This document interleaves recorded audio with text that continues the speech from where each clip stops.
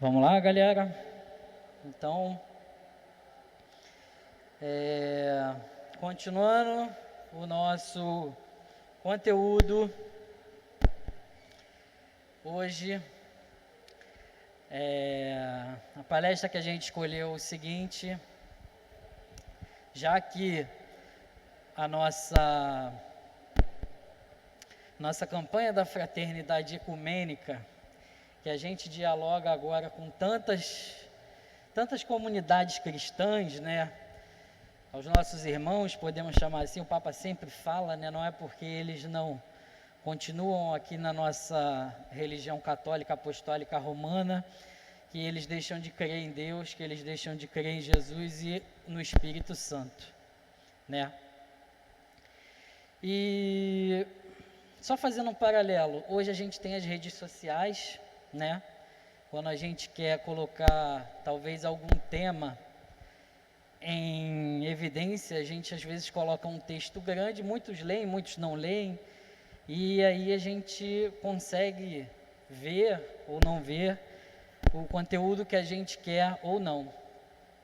Mas, se eu não me engano, no século XVI, eu acho que o Vitor está mais ciente que eu, um bispo da Igreja Católica Apostólica Romana, chamado Martinho Lutero, ele pregou, se eu não me engano, foram por volta de 95 teses na parede de uma igreja. Em alguma delas, ele contestava muito a igreja e suas atitudes, suas ideologias e as pessoas que governavam ela, que cuidavam dela e agiam, né, em nome da igreja. Ele questionava isso tudo. E aí, através disso, o Papa, se eu não me engano, foi Leão X, eu acho, que pediu ele para ele se reportar mediante aquilo que ele fez, né? Queria que ele se reportasse. Naquela época não tinha rede social, a informação não fluía bastante dessa maneira, mas todo mundo que não se sentia simpático com a Igreja Católica ganhou forças para poder romper assim com a igreja, né? E hoje a gente vem falar um pouco mais de como foi esse rompimento. Para isso a gente pedimos o Vitor para vir, né? Hoje aqui, por intermédio do Rogério. Eu tenho muitos amigos em comum com ele, mas hoje eu tenho o prazer de conhecê-lo pessoalmente. E eu gostaria que todo mundo ficasse de pé para a gente fazer uma oração também por ele,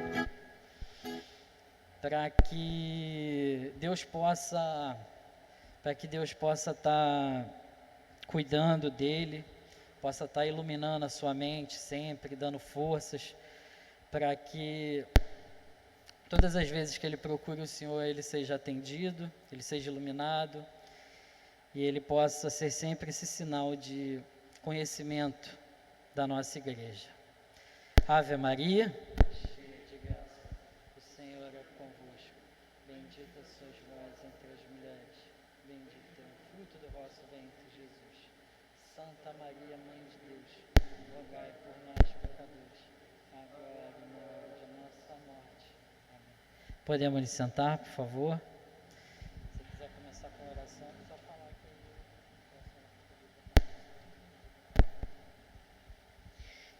Boa tarde, gente. Então, como o Júlio falou, eu sou o Vitor, participo na paróquia Nossa Senhora do Desterro, sou professor. Eu não sei se tem algum aluno meu aqui, eu acho que tem, né? Enfim. E divido também com o Rogério lá os trabalhos do núcleo do Mater Ecclesiae Nossa Senhora do Desterro. Opa! E eu queria pedir para vocês ficarem de pé de novo. Quando eu preparava essa palestra para vocês, eu lembrava de algo muito importante, de uma homilia extraída de uma frase extraída de um sermão de Santo Agostinho, sobre aquilo que nos faz igreja. Santo Agostinho, ele diz que a igreja é como a farinha, nós somos como a farinha, e o Espírito Santo é como a água que junta essa farinha para que se faça o pão. Que junta essa água para que se faça o pão. E a igreja ela tem esse caráter de unidade, né? E a campanha da fraternidade nos leva a pensar nisso. Do que era dividido, ele fez uma unidade. Cristo é a nossa paz. Do que era dividido, ele fez uma unidade. E tem um hino muito antigo, que normalmente a gente canta em Pentecostes, né? Mas como a gente não está numa ação litúrgica, a gente pode cantar hoje. Eu queria que a gente começasse cantando esse hino, invocando o Espírito Santo, que é a fonte da igreja, que é aquele que nos faz ser igreja. Vamos cantar então?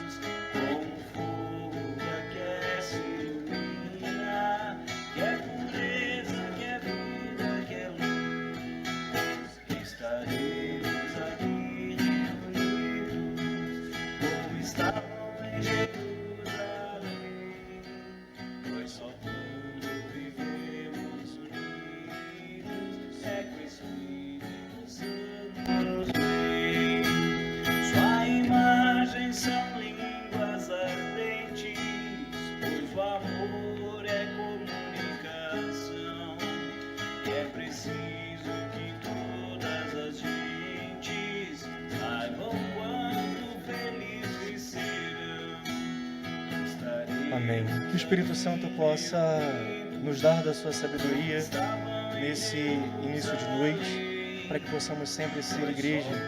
E tudo aquilo que está dividido, Ele possa fazer uma unidade. Em nome do Pai, do Filho, do Espírito Santo. Amém. Vamos ficar sentados. Fui convidado, então, pelo Júlio, pelo Wallace, pela coordenação, através do Rogério, para falar um pouco sobre o protestantismo. O que é isso? Ainda mais pelo fato da campanha da fraternidade ser uma campanha da fraternidade ecumênica. É a quinta vez que isso acontece na história da Igreja do Brasil. E vamos primeiro para uma visão geral. O que é o protestantismo, né? O protestantismo, ele é uma das três principais divisões do cristianismo. Sim, existem três. Existe a Igreja Católica Apostólica Romana, que é o braço onde nós estamos. Existe a Igreja Ortodoxa, não confundir com igrejas orientais, porque as igrejas orientais estão em comunhão com Roma, a gente está falando lá dos russos, dos gregos, e mais tardiamente surgiu o protestantismo, que foi a última subdivisão a ser criada, certo?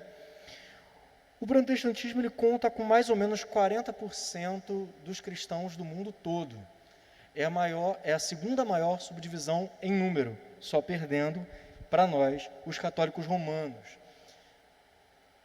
Esse ramo protestante dentro do cristianismo, ele começou na Alemanha em 1517, com a publicação das 95 teses do Martinho Lutero, que era um padre dominicano, era um monge dominicano, e na porta da abadia ele pregou essas 95 teses. O nome protestante ele não vem propriamente de Lutero, ele não é tão original assim. Ele não vem de 1517, ele vem de 1529. Por quê? Com a excomunhão de Lutero, os príncipes alemães se sentiram um pouquinho incomodados e escreveram uma carta protesto, que é o documento da Dieta de Speyer, que condena que é contra os ensinamentos do Martinho Lutero. Ou seja, os príncipes alemães, nessa carta protesto, se colocam contra a Igreja e contra o Papa, apoiando Lutero publicamente, politicamente também. Embora já existissem rupturas anteriores, como por exemplo as empreendidas pelo Pedro Valdo, John Wycliffe e Jean Hus, somente Lutero conseguiu uma ruptura tão duradoura e prolongada, permanente, digamos assim. Ou seja, antes de Lutero, outros reformadores já haviam tentado, principalmente na Alemanha, realizar ali uma divisão no cristianismo, principalmente contra a autoridade de Roma. No século XVI, o luteranismo ele se espalhou em toda a Alemanha e foi para a Dinamarca, a Noruega, a Suécia, a Finlândia, Letônia, Estônia, Islândia, ou seja, a região do leste europeu e também boa parte da Europa. Diferentemente do catolicismo, o protestantismo ele é diversificado, tanto eclesialmente quanto teologicamente. Quando nós falamos de protestantismo, a gente não pode imaginar um bloco, a gente não pode imaginar uma coisa só. Nós temos vários ramos que se espalham nas mais diversas direções.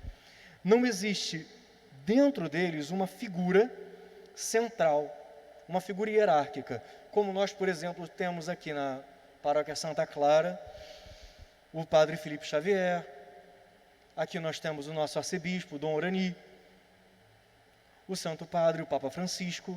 Não, eles não têm uma figura hierárquica forte. E também não possuem, universalmente, uma mesma matriz teológica. Cada uma das ramificações protestantes vai pensar diversos temas de forma diferenciada, ou seja, eles não pensam igual, não. Se você pega, por exemplo, uma pregação de um pastor luterano e depois de um pastor assembleano, você vai ver que são coisas completamente diferentes, mas é interessante que todo mundo trata como protestante, como evangélico e etc., mas são muito diferentes entre si, certo? Ou seja, não existe uma unidade teológica e uma unidade de discurso como nós temos na Igreja Católica e lutamos para mantê-la. O Papa como símbolo da unidade da Igreja, a hierarquia, os bispos, o magistério, toda a nossa obediência a todo esse sistema, que na verdade não é tão hierárquico, mas é mais paternal do que hierárquico, ao vermos o Papa, principalmente como um pilar da Igreja, do qual nós nos referimos com reverência, com obediência, com fidelidade, ao nosso bispo também como um representante, e não só um representante, mas um sucessor dos apóstolos. Ou seja, através do ministério ordenado, nós temos a nossa ligação direta com Jesus e os apóstolos. Já pararam para perceber isso? Jesus, quando sobe, quando ascende ao céu, ele deixa os apóstolos com mandato apostólico: ide por todo mundo e pregai o evangelho a toda criatura. Esses mesmos apóstolos, lá no livro dos Atos, com a morte de Judas, já elegem um outro apóstolo, São Matias, para ocupar o lugar de Judas. E aí o número dos apóstolos vai se multiplicando, depois passam a ser denominados episcopos e por isso bispos. Mas os bispos são sucessores dos apóstolos e somente eles ordenam padres e diáconos também, claro. O que nos une fortemente ao período apostólico, ou seja, a gente está em linha reta. A sucessão apostólica é para a Igreja uma garantia de que estamos aqui cumprindo o mesmo mandato. É a nossa ligação com Cristo, o mandato evangélico. Ide pelo mundo e pregai o evangelho a toda criatura. Ou seja, nós estamos nessa unidade. Unidade com Cristo e os apóstolos. Então não é à toa que nós temos Papa, bispos, nosso pároco. Não, não é à toa. Isso nos dá unidade com Cristo e os apóstolos. Isso mostra para nós um ser igreja que é muito maior do que estar reunido numa salinha ou em algum lugar assim, certo? Não apenas uma estrutura hierárquica, mas também uma comunhão espiritual, que é um assunto chave também para a questão da reforma, que é a comunhão dos santos. Os protestantes acreditam numa igreja invisível em vez de um corpo de clérigos e figuras institucionais. Ou seja, em vez dessa igreja visível e encarnada que nós temos, eles acreditam na igreja de uma forma invisível, espalhada pelo mundo de modo não institucional. Bastante diferente da gente, não é verdade? E o protestantismo se baseia em 5 pilares básicos. São eles: sola scriptura, sola gratia, sola fide, solus Christus e soli Deo gloria. Explicando aí. O primeiro pilar, sola scriptura, é somente a Escritura, somente a Bíblia. Somente a Bíblia como objeto de livre interpretação. Ou seja, vindo lá desde Lutero, se você tem a Bíblia, você pode interpretar como você quiser. Não. Para nós, não. Para eles, sim. Ou seja, a Bíblia para eles é um objeto de livre interpretação. Nós interpretamos a Bíblia em consonância com o magistério da igreja e com aquilo que nós aprendemos e trazemos por tradição. Lembra lá da nossa conexão com os apóstolos? Exatamente. É aí que nós entendemos a tradição apostólica. Então, a interpretação bíblica para nós não é algo solto. Não dá para você pegar um versículo da Bíblia e falar qualquer coisa em cima dele. Não. A igreja já falou algo sobre isso. Então, o que a igreja falou? Qual é a interpretação possível que eu posso ter desse versículo? Onde isso se encaixa, propriamente dito, na minha fé, dentro dos dogmas, dentro daquilo que eu creio? Diferentemente com os protestantes, que tomam para si somente a Escritura como objeto de fé. Sola gratia, o que é isso? Somente a graça ou somente a salvação pela graça. Afirma que a salvação é pela graça de Deus, apenas, e que nós apenas somos resgatados do pecado pela graça, sem muito esforço próprio nosso, o que na doutrina católica é diferente. Olha em volta, você está vendo aqui o presbitério com a cruz, o altar, ambão, imagens, tudo coberto de roxo? Isso marca que tempo? Em que tempo que a gente está? Que tempo litúrgico que a gente está, gente? Oi? Isso aí, quaresma, que é um tempo de quê? Marcado por 3 pilares que o Rogério falou: jejum, oração e esmola. Esmola ou caridade. Isso são ações concretas. Ou seja, não é só a graça, mas também são as nossas obras. Isso é uma diferença significativa que nós temos também. Sola fide, somente pela fé vem a salvação. Afirma que a justificação é pela graça e somente através da fé em Cristo, ou seja, sem obras. Mas lá na carta de Tiago, mostra-me a tua fé sem as tuas obras, que eu, pelas minhas obras, te mostrarei a minha fé. Ou seja, para a gente, fé e obras têm que andar juntos. Né? São as nossas 2 perninhas, fé e obras. Sem essas 2 pernas, a gente não caminha para a salvação, não. Um outro ponto discordante, né, que também é um outro pilar da doutrina protestante, é o solus Christus, que é somente Cristo.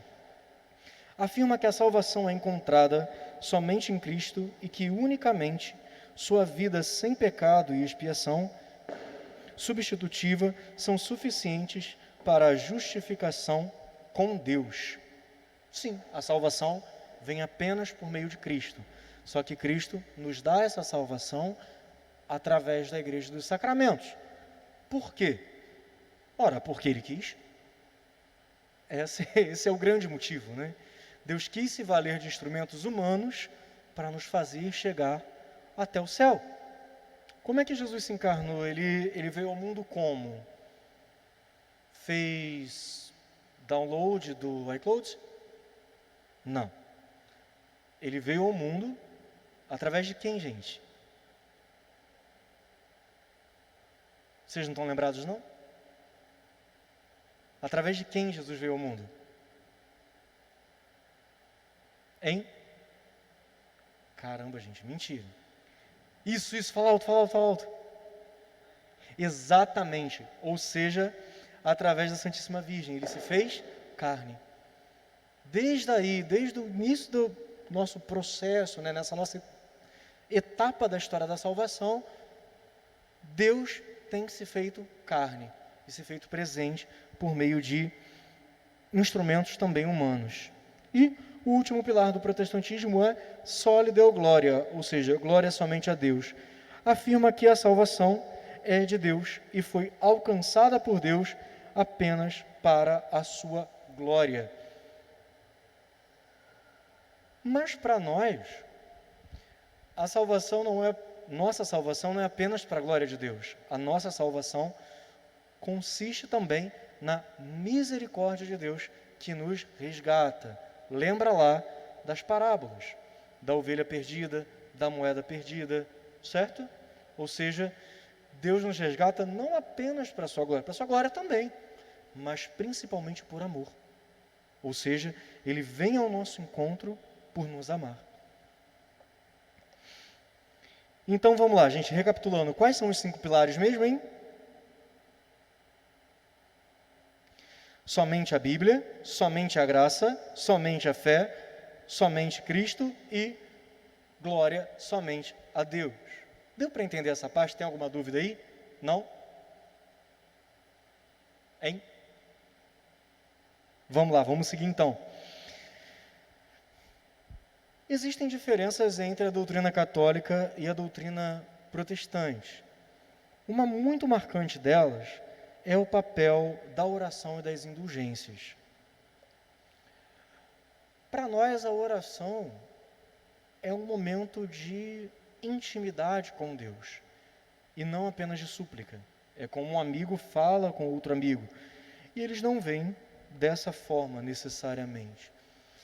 E também a questão da doutrina das indulgências, que é negada pela doutrina protestante constantemente. O que seriam as indulgências? Seriam o perdão da pena dos nossos pecados cometidos, para que nós alcançássemos o céu com uma maior facilidade depois da nossa morte.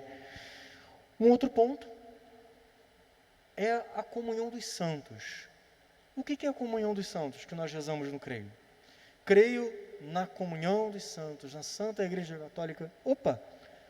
O que é a comunhão dos santos? Você pode estar pensando agora no céu, São Francisco, Santa Clara, esse pessoal todo aqui dos vitrais, participando de uma missa e comungando? Não. Comunhão dos santos não é isso. Comunhão dos santos é comunhão nas coisas santas. É ser igreja. É a nossa comunhão com todos aqueles que estão aqui nesse momento, ou seja, que comungam nas coisas santas. Estamos aqui partilhando um pouco da doutrina, certo? Então, é algo santo. Partilharemos daqui a pouco o pão eucarístico, mas também nós partilhamos da mesma espiritualidade, da mesma fé e da mesma graça que aqueles que já foram. Ou seja, eu posso olhar para Santa Clara, cujo tem uma relíquia ali, né?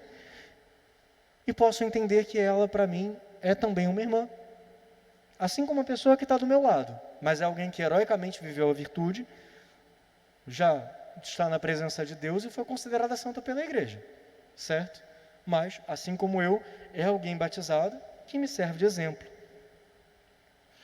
Doutrina do pecado original e da graça também é um ponto discordante. Principalmente para Lutero, o pecado original ele mancha completamente todas as nossas obras. Tudo que nós fazemos é sujo e não serve, porque nós estamos manchados pelo pecado original. Então, a única solução é correr desesperadamente e contar com a misericórdia. Claro que todos nós contamos com a misericórdia, mas o pecado original foi redimido. Ele marca a nossa natureza? Sim, marca a nossa natureza, mas não dessa forma tão radical quanto pensava Lutero, certo? Nossas obras podem ser boas, sim. Nós podemos fazer coisas boas. Aí estão os exemplos de Francisco e Clara, né? falando da casa de vocês, né? Ou seja, nossas obras podem ser boas, e não necessariamente nossas obras serão mais por conta do pecado original. Outros pontos seriam predestinação e também o modo de obter a salvação. Vou juntar esses dois em um. O que seria isso? Principalmente para Calvino, não tanto para Lutero, só seriam salvos aqueles que estivessem predestinados à salvação. Certo? Aqueles que não tivessem sido destinados à salvação antes do seu nascimento, não seriam salvos de jeito nenhum, não adiantariam boas obras nem nada. Que nós também acabamos por não crer. O modo protestante de obter a salvação, eles defendem que a salvação só se atinge através da fé, ou seja, sem as obras. E como eu falei há pouco tempo, nós precisamos das duas pernas para caminhar. A doutrina sobre a Eucaristia, alguns deles têm a Eucaristia, como por exemplo os luteranos, os anglicanos, só que não enquanto presença real de Cristo. Não creem dessa forma, certo? Não creem dessa forma. Creem, às vezes, como uma presença temporária, em alguns segmentos, mas também não tanto quanto um sacramento, propriamente dito, como nós temos, certo? Um símbolo, a ceia, e não há uma preparação, em sentido geral, para que se receba a ceia, que se participe da ceia. E também não há uma frequência, como, por exemplo, nós católicos celebramos a missa todo dia, com exceção de um, que é a Sexta-feira Santa, não é verdade? Que não celebra a missa, mas nós temos a ação litúrgica da Paixão do Senhor.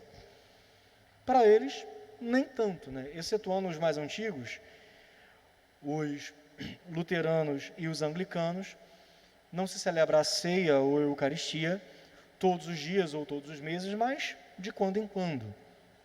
Mas isso varia muito de denominação para denominação. Quanto aos sacramentos, os mais tradicionais só consideram o batismo e a Eucaristia, enquanto também símbolo, mas não como presença real de Cristo, e também pode haver, em alguns segmentos, um rito de confirmação, como, por exemplo, o crisma, mas, em geral, batismo e Eucaristia. Batismo sempre, né? Mas Eucaristia não com o sentido que nós temos. Eucaristia enquanto ceia, apenas. Enquanto uma memória ou um símbolo daquela ceia que Jesus fez com os apóstolos, certo? Mas o batismo é sim presente na maior parte, se não em todas as denominações protestantes. Por que digo na maior parte, se não em todas? Alguns não batizam validamente em nome do Pai, do Filho e do Espírito Santo. Então, tem gente aí, né, dentro da teologia, que acaba por não considerar o batismo nesse caso. Oração pelos mortos é também um ponto, né? Não rezam pelos mortos, porque creem que o juízo vai acontecer independentemente de qualquer oração. Nós também cremos assim, mas nós também cremos que, intercedendo a Deus por aqueles que foram, os seus pecados podem ser perdoados e nós podemos sim fazer com que eles alcancem mais rápido a graça de Deus. E o nosso último ponto, veneração da Virgem Maria e dos santos. É claro que isso é também discordante entre as diversas ramificações do meio protestante. Por quê? Quando eu falo da veneração da Virgem Maria, disse que Lutero tinha um certo carinho por Maria Santíssima. Há um texto dele que circula, né, pelo menos atribuído a ele, não se sabe muito bem, mas atribuído a ele por tradição, que nem uma carruagem de ouro puxada por mais de 400 cavalos brancos seria suficiente para transportar a Virgem Maria. Ou seja, ele tinha um certo carinho pela Santíssima Virgem.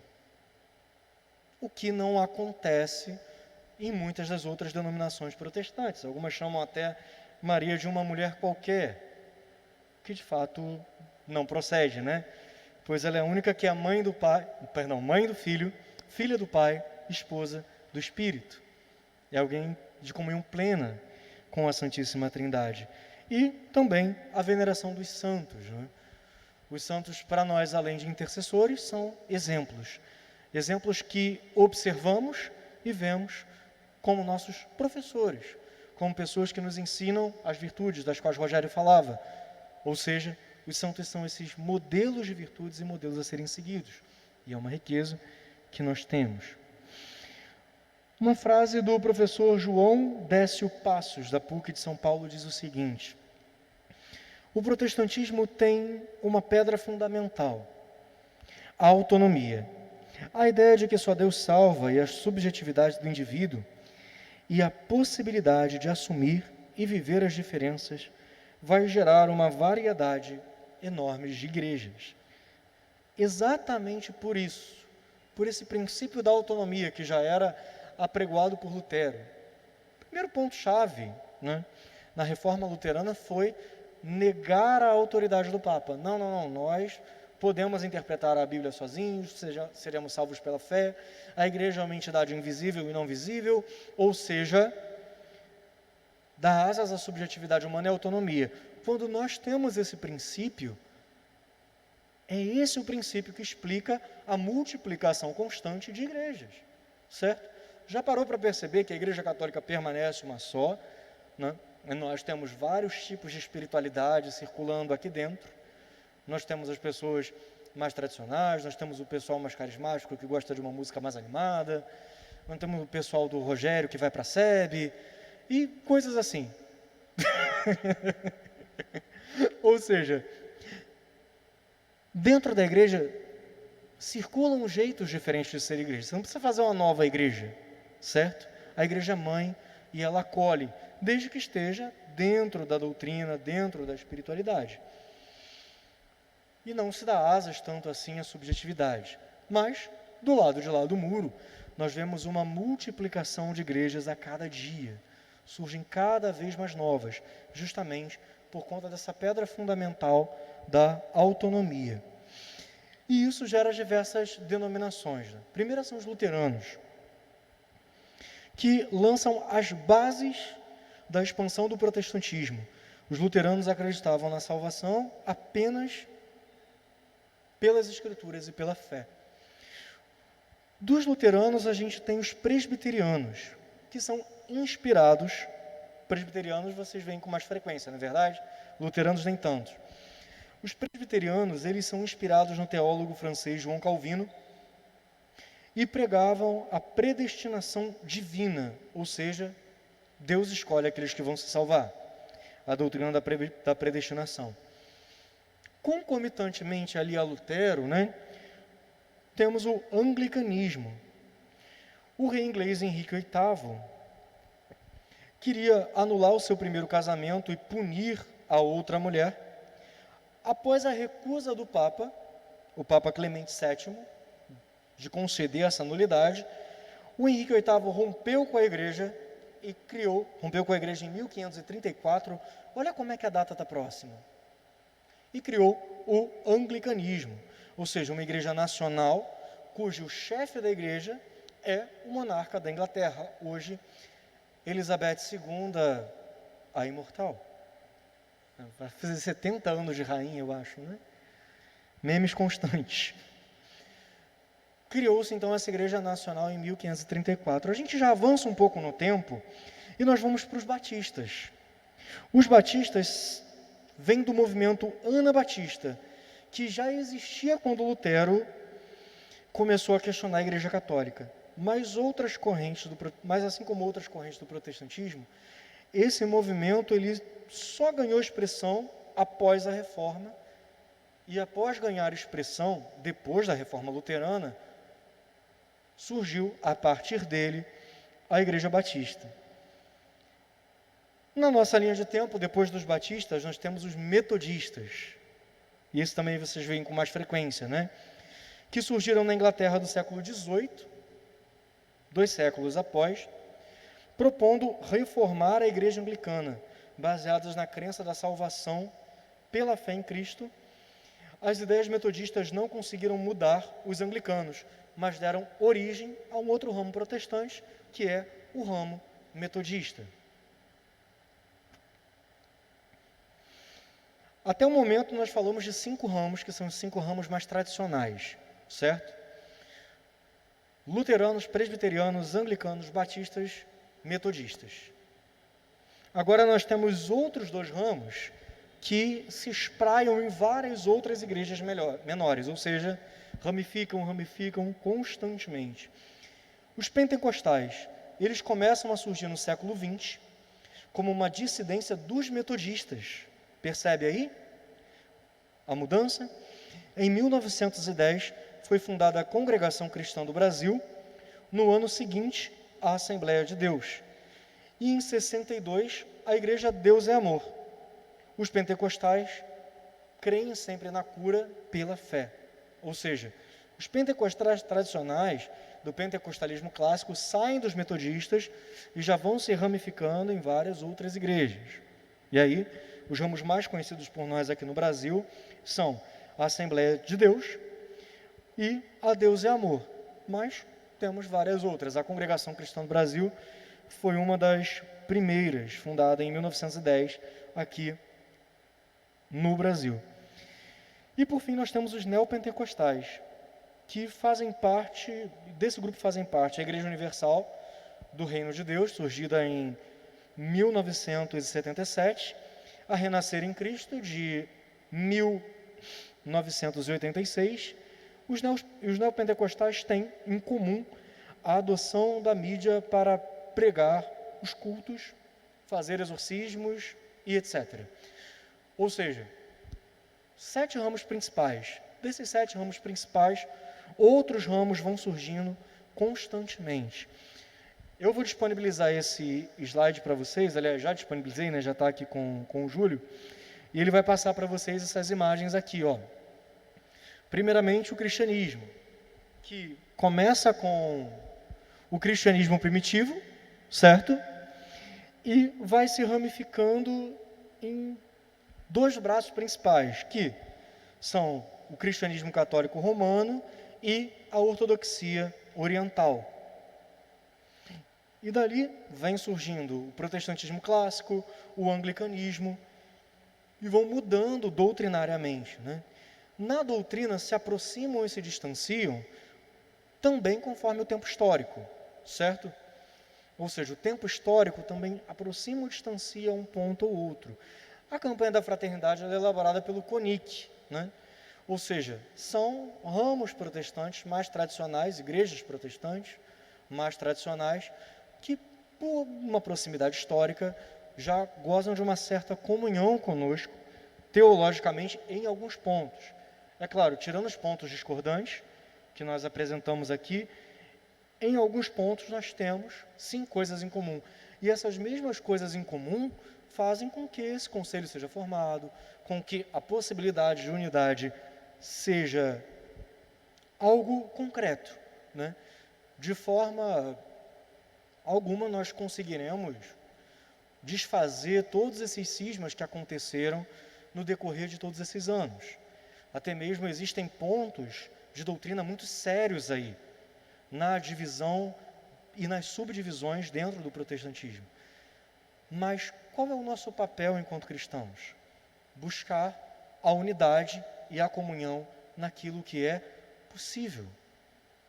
É isso que a igreja nos orienta há muito tempo, desde uma encíclica chamada Unitate Redintegratio, ou seja, restaurando a unidade, reintegrando na unidade, certo? A igreja ela nos chama a uma reflexão ecumênica e a uma postura ecumênica de acolhida para com o outro, que é diferente da gente, mas que nós precisamos buscar também a acolhida. Eu apresentei para vocês aqui no início, na nossa primeira parte, vários pontos discordantes entre a doutrina católica e as doutrinas protestantes, certo? Pontos de discordância comum, tirando aqueles pontos menorzinhos. Mas apesar desses pontos, nós cremos no mesmo Cristo. Temos um só Cristo e um só Senhor. E é isso que deve nos unir, como nós começamos a falar do Espírito Santo, que é essa água que une os grãos de trigo.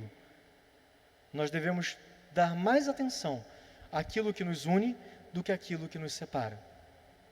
Crermos sempre no amor e em Cristo como o nosso eixo, nosso vértice principal, onde todo mundo se junta.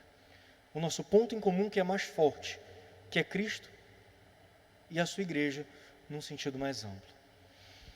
Então, é isso, meus queridos, muito obrigado. Agradeço aí a acolhida, a paciência e a resistência, né, à tentação do sono. Nos entreguemos também à Santíssima Virgem e à Santa Clara, nesse início da Quaresma, para que a Santa Mãe de Deus e a padroeira dessa paróquia possam nos guardar sempre em sua proteção. Santa Maria, Mãe de Deus, rogai por nós. Santa Clara de Assis, rogai por nós.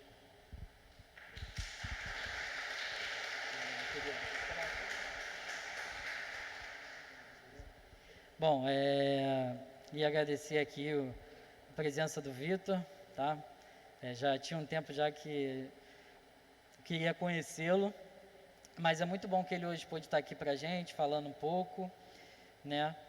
E é isso. Fica o nosso agradecimento aqui. Quando você e o Rogério quiserem voltar aqui participar do catecumenato com a gente, por favor. Esqueci de te dar um negócio. Tá aqui. Ai. Uma pequena lembrança, Obrigado. Tá bom? Valeu. O Rogério já ganhou. Valeu. E aí, é só uma pequena lembrança da gente do Crisma, tá? Sinta-se à vontade sempre que você quiser. Desculpa o problema no equipamento, mas eu acredito que todo mundo tenha aproveitado bem, tá bom? Obrigado. Então,